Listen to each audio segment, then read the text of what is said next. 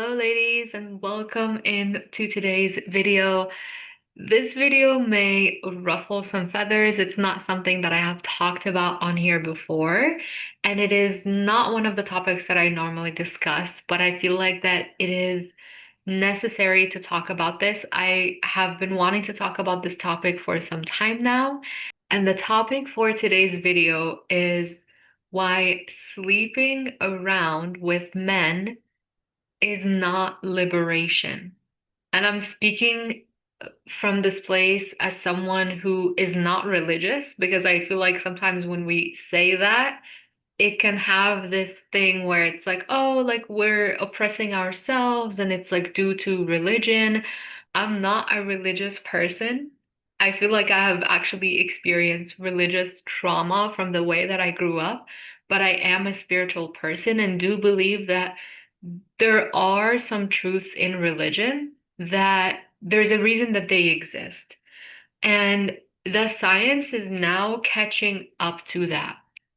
There are so many women now that I see that are blaming men and that are distrusting men and that are attracting men that are constantly taking and siphoning their energy. And they end up feeling depleted. They end up feeling like they can't trust the men in their life. Even when they are with a good man, they can't allow themselves to open their heart and to actually trust the man in front of them. And there is actually a science to why this happens and why I say that it is not the best thing to be sleeping around with people. So let's jump right into the video where I'll explain the science of this. So when you get intimate with someone and you sleep with someone else, your body releases oxytocin, which is the bonding hormone. There is a lot of talk out there about saying that you can sleep with someone and not catch feelings, that you can keep it casual and just do friends with benefits or sleep with someone and not have that type of commitment with them, whether it is actually two people committing to each other in a relationship or through marriage. I honestly could not do it. I just feel like that is such an intimate act and I don't take it lightly. And when I hear things like people talking about the body count, first of all, this video is not to shame anyone. It's just sharing my perspective and my opinion and the science behind it. And even if you're in this place where you feel like, okay, I have a huge body count and I have been sleeping around, you can always come back and bring your body to safety. It's not like anything is ever too far gone. But I'm saying this because when your body releases oxytocin with every single person that you are sleeping with, and you're saying, oh, there's this person is just a friends with benefits. We don't mean anything to each other. It doesn't mean anything, especially for us women. We know that it means more than just sex. And your brain chemistry changes when you sleep with someone. You form an attachment with that person and you actually bond with that person and become closer because of that oxytocin releasing. And so you can tell yourself the story that it doesn't mean anything, that you can keep it casual. But when you are sleeping around with people, and you are saying the story consciously out loud, and maybe a part of you believes it, the body doesn't feel safe enough in the background because you're sleeping with someone and then they're leaving and they're not really invested in your well-being. They're not like, they're not pouring into you in any way. They're kind of taking your energy without giving anything back in return. And sexual energy for women is one of the most potent forms of energy. When you think about it, your sexual energy literally creates life. I don't even know if I can say this word on YouTube. Hopefully, this video doesn't get taken down. I normally leave these kinds of things for my coaching calls and in my courses, but I feel like I have to say this that your sexual energy is literally the energy that creates life. It creates a baby. It creates your dream business. It creates your dream life. And when men know this, whether it's conscious or not, men subconsciously know that a woman's energy is so precious. And so many men will actually go out there and sleep around to get different women's energies to build themselves up for their future wife.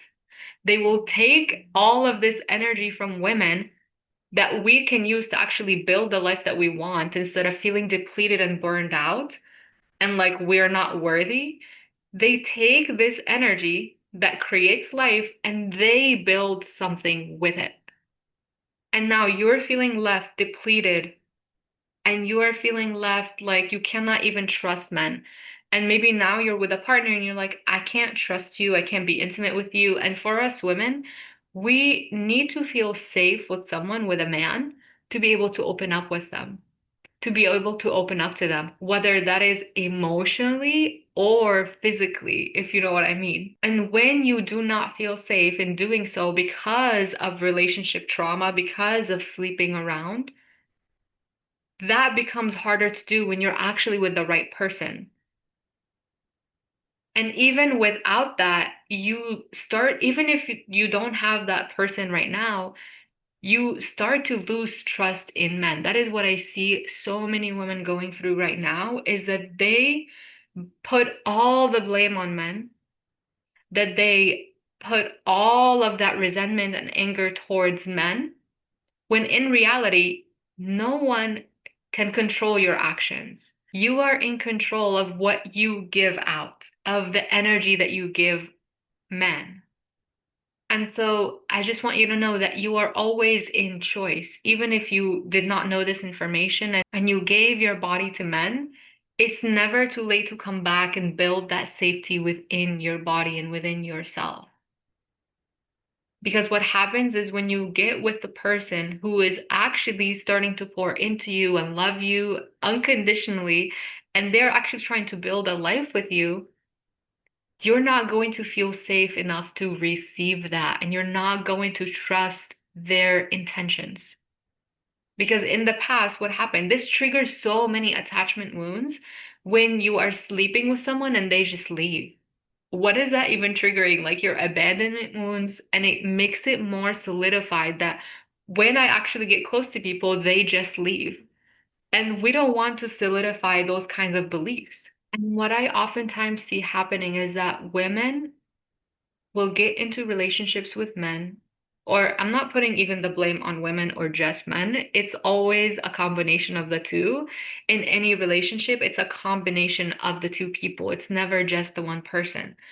But I want to say that oftentimes when we get into relationships with safe partners and we don't allow ourselves to open up and we are shutting down and we are not trusting our partner and we're not able to actually open up our hearts, which men want to see. Men want to see your heart.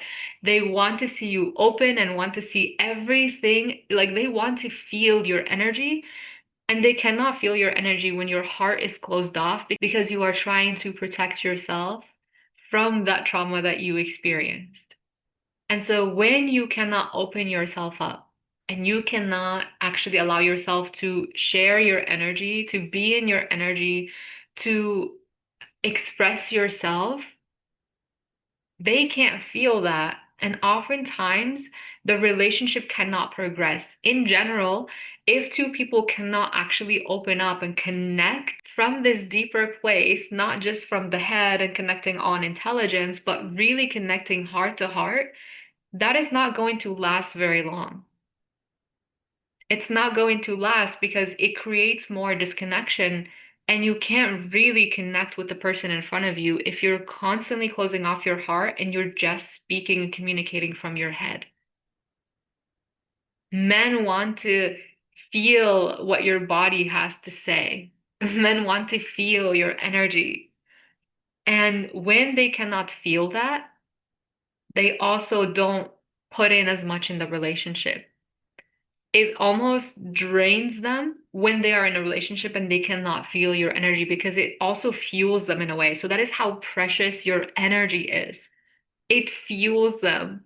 So don't take that energy for granted and continue pouring into other people in this way when you are sleeping with other people and getting intimate with other people. That is you giving away your precious energy that you could be using towards yourself, that you could be using to build something, that you could actually be using to even build an amazing relationship with someone who feels safe and who's going to pour back into you. So we cannot continue to keep blaming men and resenting men and mistrusting men. Yes, I do agree there are men that you cannot be trusted, but why put yourself in the energy of that man? Why put yourself in the same space as that man? Why become so intimate in like doing one of the most intimate things you could ever do with that type of man? There are men out there who are trying to take your energy, but why put yourself in that place? And I honestly, I'm not even saying this to shame anybody, but I want you to get clear on that and maybe journal on that and ask yourself honestly, why do I feel like I need to be giving away my energy? If we're being honest, for a lot of women, it's coming from a place of trying to get certain needs met, of trying to get love that they don't feel that they have. But what if you decided to, rather than pour into someone else to try to get that love, you pour it back into yourself? Because that love is already within you. It's not outside of you, and it's not going to be something you get from a man. It's actually what the men are looking to get from you, your energy. And by you pouring that back into yourself, you literally become unstoppable, you become magnetic, and you draw everything that you want to you without having to put in so much effort, without having to burn yourself out. These things come to you because you are sending the energy out that you are worthy of this, that you are worthy of this type of man who respects your energy, of who pours back into you. You are sending out all kinds of signals with the way that you are showing up and the actions that you take. And when you are sleeping around with men and giving away your precious energy, that is sending out the signal that I don't really see my energy as precious. I don't really care for it. It's not really anything special. And you end up feeling depleted. And what do you attract in your life? More things that are going to make you feel depleted, more things that are going to make you feel empty. And oftentimes for us women, when we are trying to get that kind of love from outside of ourselves, and we are trying to get the validation, get the compliments, get whatever it is we are trying to get from being intimate with someone in this way, and it ends up backfiring. And we oftentimes do this because we don't feel that we can actually access that safe space within ourselves. We don't allow ourselves to feel our own power. We don't feel safe in showing up for ourselves, giving ourselves what we need, allowing ourselves to feel loving, worthy of everything that life has to offer. And so we feel like we have to earn it in some way or work towards it in some way. And we go out there and we try to find it and grab it and control it. But that always backfires. And when you finally allow yourself to sit back, knowing that you are worthy already, that you are already whole, and you start pouring into yourself in this way, you and then start sending a new signal out that I am worthy and that this type of treatment and these types of men are normal for me. And oftentimes when we grow up in chaotic environments, we associate all that anxiety that comes with playing games and wondering what if the other person likes you or not, or wondering if they'll ever commit to you or not. We're in a way addicted to those feelings, and they're the feelings we're used to from our childhood. We are used to that chaos, and that is what feels familiar in our nervous system, and therefore it is what we will attract.